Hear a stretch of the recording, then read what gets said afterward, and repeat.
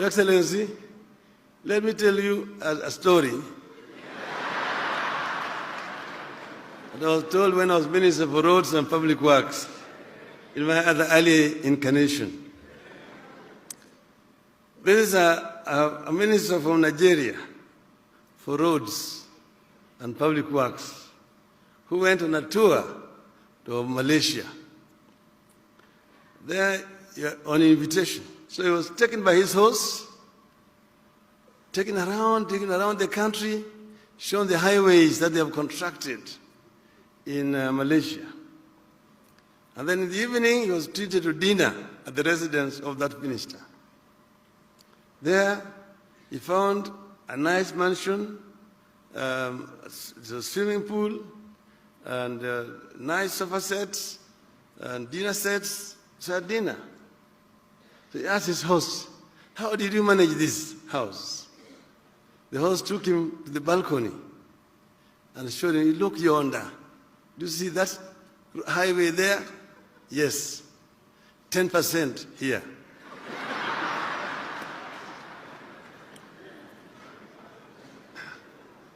Two years later, it was the turn of the Malaysian to pay a return visit. When he went to Nigeria, he was taken around the roads. He saw roads were potholed, some of them untarmacked, and very poor condition, very poor state of affairs. In the evening, he was taken to dinner, and he found a palatial mansion, Olympic-sized swimming pool. The sofa sets were imported from Britain. Most of the chinaware were golden. So he asked his host, "How do you achieve all this?" He took him to the balcony. And so, "Do you see that highway there?" The Malaysian could see nothing. He was told 100% here. I want to just give two examples. You remember here, about 5 years ago, we had a visit here by a head of state from Korea. President of Korea was here. She went back and she was found to have conferred certain favors to a friend of hers. She was impeached by Parliament, charged in a court, like Justice Maraga's court equivalent of Korea. And she's serving a 25-year jail term in Korea. Could that happen in Kenya? Not only in Kenya, or in Africa. Some drug lords, suspects, could not be found guilty in our courts here. They were out on bail. And they were taken to America. And there they have been there in remand for 2 years.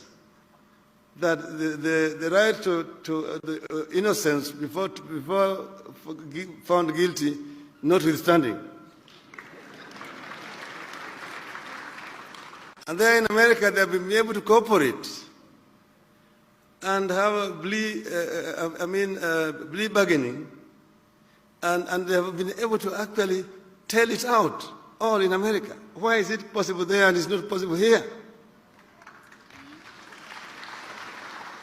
Where people tried in absentia in Jersey Island, found guilty there, that we're not able to find them guilty here. We're not able to expatriate them to go and face trial, yet we are demanding that the money should be brought back here. Contradictions. So we must bite the bullet and go that extra mile to deal with this cancer of corruption. The Parliament is also accused. Parliament gets about allocation of 2% of our total revenue. It employs only 1,000 people. The judiciary employs about 7,000 people and gets 0.5%. 46 billion against 15 billion. And then they're saying that they are not adding themselves money. They're adding themselves money for sitting allowances. Mr. Speaker, I was being economical with facts.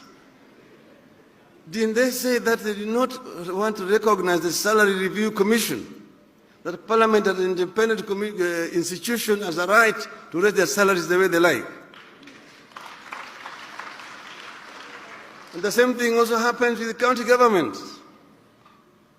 Over 70% of the revenue that is devolved goes purely for recurrent expenditure, with very little to show for development. This is also another form of corruption. Sitting allowances. Every day you find them fighting, I've not been put in this committee, I've not been put in this committee, I've not been given overseas trips, benchmarking, and how do they call the other one? And bonding.